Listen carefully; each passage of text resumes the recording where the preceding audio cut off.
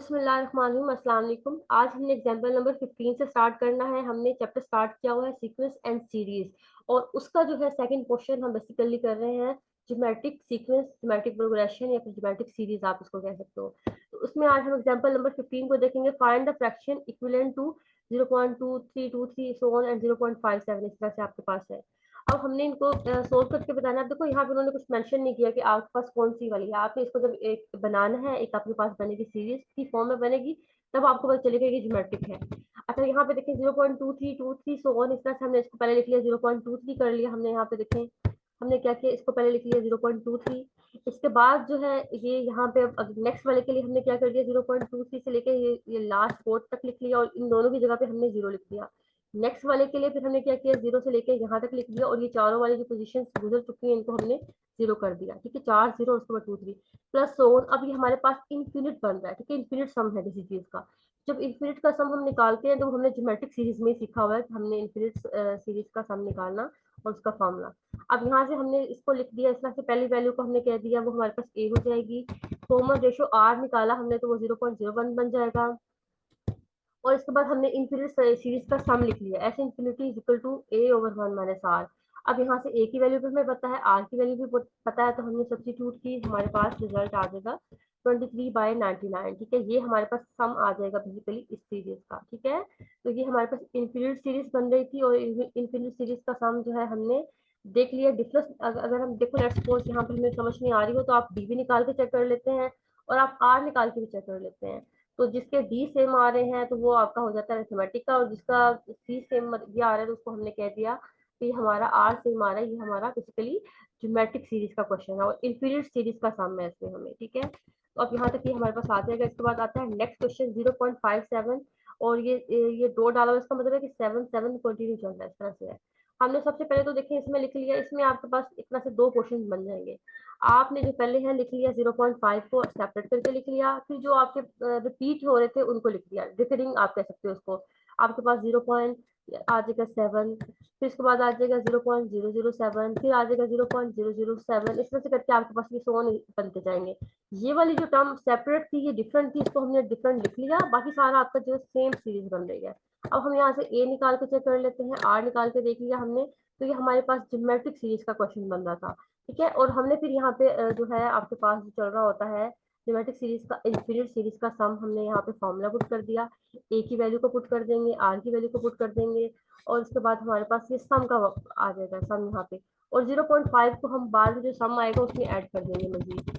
0.5 को हमने ऐड कर दिया जो हमारे पास यहाँ पे सम आ रहा था। ठीक है, इस तरह से हमारे पास ये बन जाएगा 0.57 26/45, ये हमारे पास बन जाएगा। ठीक है, अब आपके पास देखो एक तो सीरीज वो थी कि जिसमें टू थ्री रिपीट हो रहा था और एक हमारे पास आया फाइव, एक डिफरेंट था, बाकी सारे 7 7 7 आ रहे थे। तो हमने दो सीरीज का सम सीख लिया इसमें। अब आते हैं नेक्स्ट, इसके जो है एक एग्जांपल रहती थी, हम इसके क्वेश्चंस की तरफ आते हैं।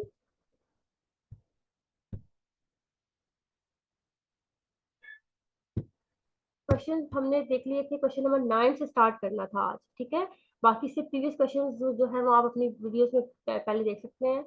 क्वेश्चन नंबर 9 है, show that the sum of geometric series of six terms. ठीक है, सिक्स टर्म्स की ज्योमेट्रिक सीरीज है, जैसे कि ये हमारे पास फर्स्ट वैल्यू होती है, इसको हमने कह दिया ये हमारी ए कहलाती है। इन दोनों को डिवाइड कर दिया, second term divided by first term करते हैं तो आपके पास आर आता है। ठीक है, अगर आप third term divided by second करेंगे फिर आपके पास आ जाएगा, fourth term divided by third करेंगे, इस तरह से आपके पास कॉमन रेशियो निकलता है।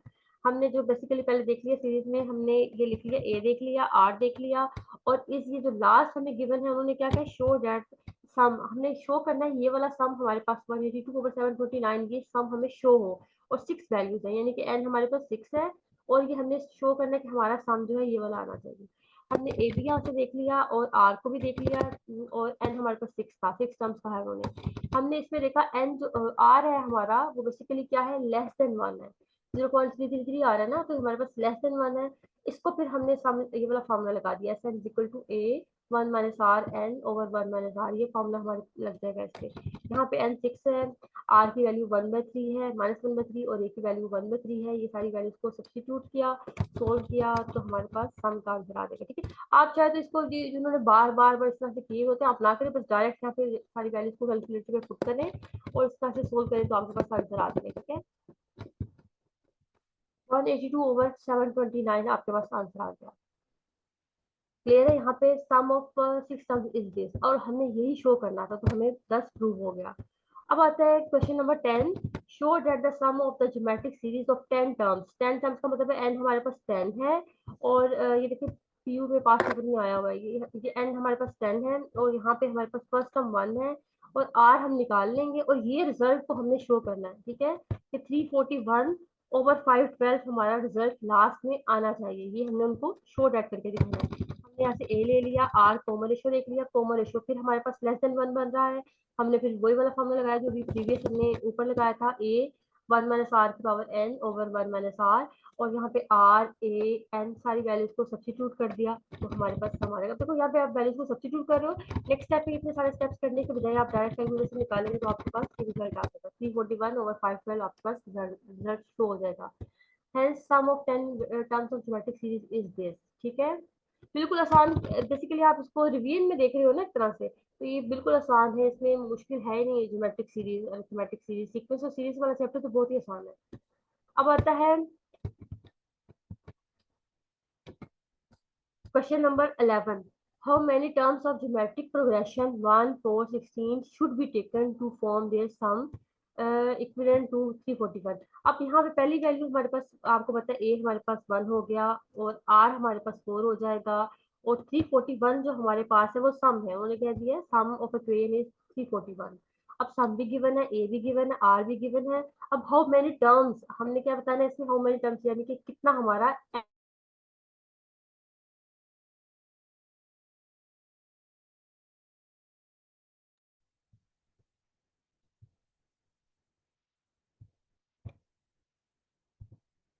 तो यहाँ पे इंटरनेट पे कोई मसला बन रहा है, आई थिंक सो। चलिए हम देखते हैं इसको मजीद आगे, हमने जो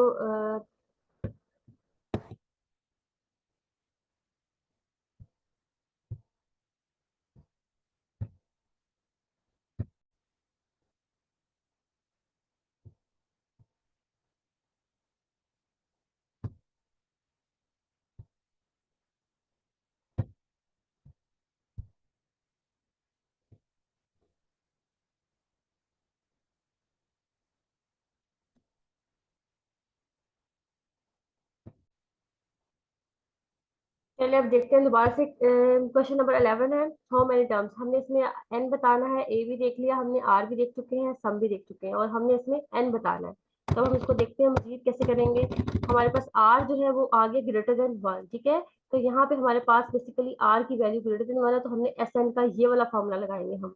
और इस फॉर्मूले के बाद जो है यहाँ पे हमारे पास एस एन 341 पुट किया, ए की वैल्यू को सब्स्टिट्यूट किया, एन को जो है हमने फाइंड करना है वो उसको एज इट इज रहने दिया, और आर को पुट कर दिया। ठीक है, तो हमारे पास ये फॉर्मूला सोल्व करके इस तरह से फॉर्म आ जाएगी 4 की पावर n, और ये इस तरह से बन जाएगा। अब हम देखते हैं डिफरेंट ट्रायल्स कर करके देखते हैं कि 4 की पावर 1 2 3 4 5 डिफरेंट करके देखते रहेंगे कि हमारे पास 10 25 24 कहीं पे आ रहा है। तो बेसिकली आमतौर पे ये सेम आता ही है। ठीक है, आपको जो यहाँ पे इसकी बेस होती है, इसी तरह से यहाँ पे बेस में कोई ना कोई आपके पास इस तरह से आएगा पावर। अब आप इसकी पावर देख रहे हैं, हमारे पास बेस सेम है, पावर n इक्वल टू 5, इसका मतलब है n हमारे पास क्या हो जाएगा यहाँ पे 5। Hence the required number of terms is 5। ठीक है, इसके बाद आता है हमारे पास next question. If the sum of n terms of geometric progression is 728, यानी कि सम उसका 728 है, the first term is 2, यानी कि a हमारे पास 2 है, and common difference r हमारे पास 3 है। फाइंड द n, यहाँ पे भी हमने क्या करना है, फाइंड n करना है। सेम पीछे वाले की तरह ही है, इसमें भी हमारे पास n r जो है ग्रेटर देन 1 है, तो हमारे पास पिछले वाले क्वेश्चन की तरह ही फॉर्मूला लगेगा, a r n - 1 over r - 1। ठीक है, ये हमने उसमें फॉर्मूला लगा दिया, और सारी वैल्यूज को सब्स्टिट्यूट कर दिया, एस एन को, ए को, आर को, और जो है हमारे पास मैंने भी आपको बताया ना, देखिए बेसिकली आपके पास जो ये सोल्व होकर आएगा, तो ये जैसे ये बेस 3 है, तो इसकी बेस में भी 3 की कोई पावर आएगी, इस तरह से होगा 3 की पावर 5 करके देखें, 3 की पावर 6 करके देखें, 3 की पावर 7 ऐसे करके। तो जहां पे भी आपका 729 आएगा, आपने उसको रोक दिया, आपने कह दिया 3 रेज़ टू पावर 6 पे आ रही है। अब यहाँ पे बेस सेम है, और पावर्स को हम कह देंगे n इक्वल टू 6, यानी कि 6 टर्म्स पे हमारा जो है ये सम आएगा। नेक्स्ट क्वेश्चन है, the sum of 3 numbers is geometric progression is 35 and the product is 1000। Find the numbers. अब हमारे पास जो है 3 नंबर हमने लेने हैं ऐसे कि जिनका सम हमारे पास 35 हो, और प्रोडक्ट हमारे पास 1000 हो, और हमें वो नंबर बताने हैं। ठीक है। अब यहाँ पे सबसे पहले तो हमने क्या किया, इस तरह से लिख लिया। मैंने आपको बताया था पहले भी कि हम बेसिकली नंबर ऐसे लेते हैं कि जो आपस में कटिंग भी हो सकते हो। अगर मैं यहाँ पे लेती A R square, A R cube, so on, तो हमारा होना तो वो भी ज्योमेट्रिक था, लेकिन ज्योमेट्रिक प्रोग्रेशन वाला ही था, लेकिन उसमें आपके पास कोई चीज कटिंग नहीं होगी, सोल्व नहीं होगी मजीद। तो हमने इसलिए ऐसा किया, ए ओवर आर, ए आर, इस तरह से करके हमने ले लिया बाय गिवन स्टेटमेंट। तीनों का सम ऑफ नंबर्स हमारे पास 35 होगा, और हमने तीनों नंबर्स को लिख दिया। इसके बाद जो है हमारे पास यहाँ से देखिए ए हमने कॉमन निकाल लिया, इक्वेशन को सोल्व किया हमने एलसीएम लेकर, तो 1 प्लस आर स्क्वायर, यहाँ से आर इधर मल्टीप्लाई हो जाएगा, इसको इक्वेशन 1 नाम दे देंगे। अब प्रोडक्ट वाले को देखते हैं, प्रोडक्ट वाले में हमारी कटिंग हो जाएगी, आर आर से कैंसिल हो गया, ए क्यूब रह जाएगा और 1000। अब ए क्यूब, और यहाँ से हमने इसका बेसिकली, चाहे तो आप इसको यहाँ पे ऐसे कर सकते हो, 1000 की पावर 1/3 ले लें तो आपके पास 10 आ जाएगा। चाहे तो आप ऐसे कर लें, या आप जो इस तरह से किया हुआ है कि आप इसकी जो है पावर 10 रेज़ टू पावर 3 करके देख लें। अब हमारे पास जो पावर्स है वो सेम है, तो हमारे पास इसका मतलब है ए इज इक्वल टू 10, ये हमारा आंसर होगा, ए 10 आ जाएगा। अब जब ए आ गया 10, इसको इक्वेशन 1 में पुट कर देंगे हम, ए यहाँ पे ए की जगह पे, तो हमारे पास एक क्वाड्रेटिक इक्वेशन बन जाएगी। क्वाड्रेटिक इक्वेशन को चाहे तो आप आर निकालने के लिए आप बाय फार्मूला सोल्व कर लें, या फिर आप फैक्टराइजेशन कर लें, आपकी अपनी मर्जी है। तो आप फार्मूला लगाना आपको आसान लगे तो आप वो लगा लें। यहाँ से हमारे पास देखिए आर का रिजल्ट आ जाएगा, दो वैल्यूज आ गई, आर इक्वल टू 2 और आर इक्वल टू 1/2, और ए हमारे पास आ गया है 10। ठीक है, अब पहले हम देखते हैं, पहला case A equal to 10, R equal to 2। हम तीनों अपनी वैल्यूज लिखती जो थी, ए आर हमने यहाँ पे वैल्यूज को सब्स्टिट्यूट किया, तो 5 10 20 ये हमारा इंक्रीजिंग ऑर्डर में आ जाएगा। अगला फिर हम दोबारा से देखते हैं, ए इक्वल टू 10 और आर की दूसरी वैल्यू थी 1/2, उसको सब्स्टिट्यूट करते हैं, तो ये हमारे पास आ जाएगा 20 10 और 5, ये हमारे पास डिक्रीजिंग ऑर्डर में आ जाता है। ठीक है, अब आता है next question, 0.323232 so on is equal to p by q, where p and q are integers, find the values of p and q। p और q की वैल्यू हमने बतानी है, और यहाँ पे बेसिकली ये इस तरह से हमारे पास सीरीज चल रही है, देखो ज्योमेट्रिक सीरीज ही है, और एक हमारे पास 3232 इस तरह से आ रहा है, रिकरिंग हमारे पास इस तरह से रिलेशन ये आ रहा है सीरीज। हमने सीरीज को लिख लिया पहले 0.32, नेक्स्ट आ जाएगा 0.32, 0032, फिर आ जाएगा 0.4 टाइम्स 032, सो ऑन इन्फिनिटी तक जा रहा है हमारे पास ये। और हमने कह दिया कि हमारे पास पहली पहली टर्म ये हो जाएगी, आर हमने निकाल लिया, और एस इन्फिनिटी का हमने फॉर्मूला लगाकर हमने यहाँ पे सम फाइंड कर लिया, वो हो गया 32/99। अब 32/99 आ गया, तो हमने इसको, उन्होंने कहा था पी ओवर क्यू, आपने पी और क्यू फाइंड करना है। अब जो ऊपर वाली वैल्यू आएगी वो पी हो जाएगी, और जो नीचे वाली वैल्यू होगी वो क्यू हो जाएगी। तो इस तरह से हमने पहले सम फाइंड कर लिया, उस सम को फिर हमने कह दिया कि ऊपर वाली वैल्यू पी है और नीचे वाली वैल्यू हमारी क्यू है। नेक्स्ट है question number 15, in a year 2000 500 student entered in a particular examination, this number increase each year by 20%। अब देखो कोई चीज इंक्रीज हो रही है, 20% of the number who entered the previous year, calculate the number of who entered in 2005, the total number of who entered between 2000 to 2005 inclusive। ठीक है, हमने ये बताना है। अब सबसे पहले तो हमें पता है, हमने the number of students who entered in 2000 वो 500 थे। नेक्स्ट हमने कह दिया 2001 में कितने हुए, जो ओरिजिनल वैल्यू थी ए, आप इसको चाहे तो मैंने आपको पहले भी कहा था, आप इसको जनरलाइज फॉर्म में कर लें, ए आपके पास आ जाएगा ओरिजिनल वैल्यू यानी कि स्टार्टिंग वैल्यू प्लस 20%। अब इंक्रीज हो रहा है इसलिए हमने 20% कर लिया, किसी चीज का डिक्रीज हो रहा होता तो हमने यहाँ पे क्या कर देना था, -20% ऑफ ए हम आ जाएगा नेक्स्ट हमारे पास वैल्यू। इस तरह से हम ए को कॉमन निकाल लेंगे, और इसको जो 20% इसको पॉइंट में लिख लेंगे, तो आ जाएगा 1 + 0.2। अब यहाँ से हमारे पास आंसर आ जाएगा बेसिकली, फिर इसको मैं सोल्व करती हूँ तो 1.2 ए, ठीक है, 1.2 ए आ जाएगा हमारे पास आंसर आफ्टर फर्स्ट ईयर, पहले साल के बाद उनका क्या हुआ, 1.2 ए हो जाएगा। अब यहाँ पे इन्होंने ए की वैल्यू 500 लिखी है, लेकिन मैंने जनरलाइज फॉर्म में बताया, आप इसका सीख सकते हो। नेक्स्ट सेकंड ईयर में 2002 में जब उनका हुआ, तो वो आपने क्या करना है, जो ओरिजिनल वैल्यू आपके यहाँ पे आई थी, जैसे कि मैंने इसको लिखा है ए 1.2, ये आ जाएगा, और इसके बाद 20% ऑफ दिस वैल्यू, ये वाली वैल्यू जो आई थी आपकी फर्स्ट ईयर में, ये 2001 में, वो वैल्यू और उसका 20%। यहाँ से भी हमने क्या करना है, ए 1.2 को बाहर कॉमन निकालूंगी मैं, ए कॉमन और 1.2 दोनों टर्म्स में से कॉमन आ जाएगी, अंदर क्या बचेगा, फिर आपके पास ब्रैकेट में हम जो लिखते हैं, यहाँ पे 1 बच जाएगा, प्लस यहाँ पे क्या बचा, ये 0.2, ये फिर 0.2 बन जाएगा, तो यानी कि आपके पास 1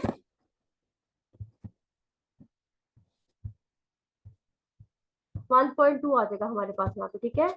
आपके पास ये आ जाएगा a 1.2 का स्क्वायर, सेकेंड ईयर में क्या हो जाएगा 1.2 का स्क्वायर। सिमिलरली आप करते हैं थर्ड ईयर में 1.2 का क्यूब और साथ ए आ जाएगा। नेक्स्ट आप फोर्थ ईयर में गए तो आपके पास 1.2 का 4, इस तरह से आपके पास आता जाएगा। इन्होंने देखो यहाँ पे वैल्यूज को सब्स्टिट्यूट कर दिया ना, ए को आप ए को 500 को करें या लास्ट में कर लें, कोई आपकी मतलब इसमें प्रॉब्लम नहीं होगा। इस तरह से हम करते कि हमने देखना है स्टूडेंट एंटर इन 2005, इसकी पावर क्या आ जाएगी 1.2 की पावर 5 और 500 साथ आ जाएगा। अब यहाँ पे हमने इसको सोल्व कर लिया तो 1245 स्टूडेंट हो जाएंगे आफ्टर द 2005, ठीक है।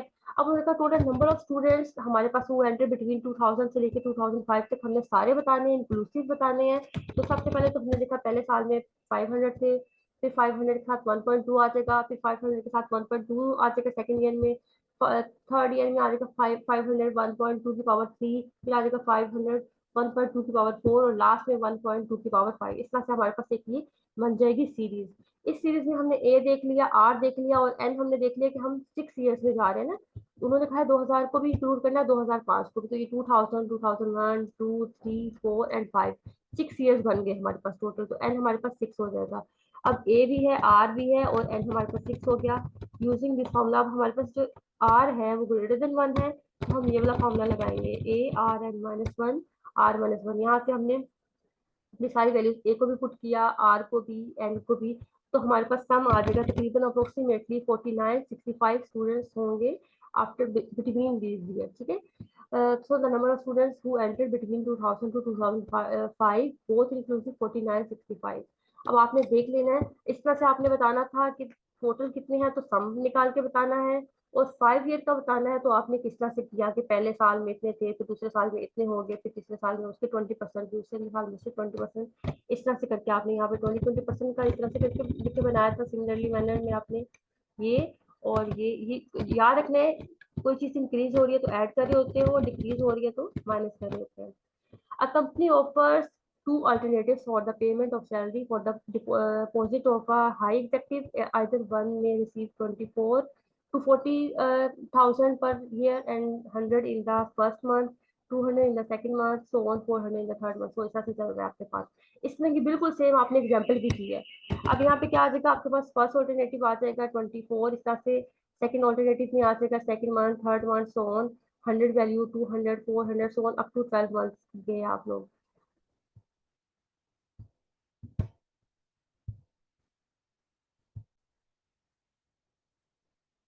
अच्छा जी, यहाँ पे सबसे पहले हमने देखा फर्स्ट ऑल्टरनेटिव फॉर एग्जेक्टिव हमारे पास 240,000 आ जाएगा। इसके बाद सेकंड ऑल्टरनेटिव में हमने लिखना है first month, second month, third month, इस तरह से वन हम करते देखिए 100 200 400। पहले वाले की वैल्यू तो ये है, सेकंड ऑल्टरनेटिव के लिए हम क्या निकाल रहे हैं, एक सीक्वेंस है हमारे पास 100 200 400 so on up to 12 terms, ठीक है।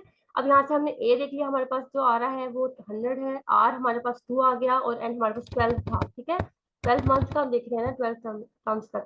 तो हमने इसका निकाल लिया सम ऑफ सैलरी सेकंड जो है, तो वो आ जाएगा ए आर एन। इस तरह से हमने सब्स्टिट्यूट करके देखा, ये हमारे पास रिजल्ट आता है 40,95,000। अब फर्स्ट वाला ऑल्टरनेटिव था उसकी सैलरी थी हमारे पास 240,000 और ये है 409,000, ठीक है, इस तरह से कुछ आ रही है। अब सेकंड वाले की सैलरी जो है वो ज्यादा है फर्स्ट वाले की निस्बत, तो हमारे पास the executive should prefer second alternative, ठीक है। तो जो एग्जेक्टिव है वो सेकंड ऑल्टरनेटिव को प्रेफर करेगा, ठीक है। पर ये सैलरी जो है उसको ये वाली सैलरी ज्यादा सूट करेगी तो वो सेकंड ऑल्टरनेटिव को प्रेफर करेगा, ठीक है।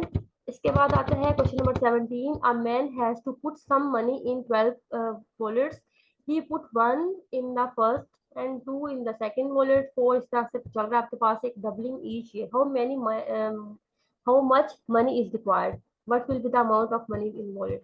टोटल आपके पास 12 है, पहले में आपके पास 1 आ गया, फिर 2, फिर 4, इस तरह से आपने लिख लिया 12 ये वो जो है टर्म्स तक, ठीक है। ये सारी आपके पास एक सीक्वेंस के फॉर्म में लिखा गया। यहाँ से आपने ए ले लिया, आर ले लिया, एन ले लिया, इसका सम निकाला और आर हमारे पास ग्रेटर देन जो है 1 है तो हमारे पास ये वाला फॉर्मूला लग जाएगा। एस 12 निकाला तो हमारे पास 4095 आ जाएगा। Total amount total amount of money required to fill 12 wallets is 4095। अब कहते हैं the amount of money in the nth wallet. अब यहाँ पे उन्होंने क्वेश्चन में पूछा हुआ है कि what is the amount of money in the nth wallet, ये भी पूछा हुआ है और 12 का भी पूछा हुआ है। वॉलेट के मतलब हमने ए एन निकालना है, ए आर एन -1, यहाँ पे ए 12 कर देंगे और इसको सोल्व किया तो हमारे पास 2048 आ जाएगा। ठीक है, इस तरह से यानी कि basically the amount of money in the N F, यानी कि 12th वॉलेट में हमारे पास इतनी अमाउंट होगी और टोटल मनी जो है वो हमारे पास 4095 हो जाएगा। ठीक है, तो आपके पास इतने ही आज हमारे जो है लेक्चर में क्वेश्चन थे, एक्सरसाइज भी कंप्लीट होगी, चैप्टर भी कंप्लीट हो गया। अब हम नेक्स्ट लेक्चर में जो है पास्ट पेपर्स को देखेंगे, इन दोनों चैप्टर्स का, सीक्वेंस वाले चैप्टर का और फाइनेंस वाले चैप्टर का। आई होप आपको क्लियर होगा सारा। अगर कुछ पूछना हो तो आप पूछ सकते हो।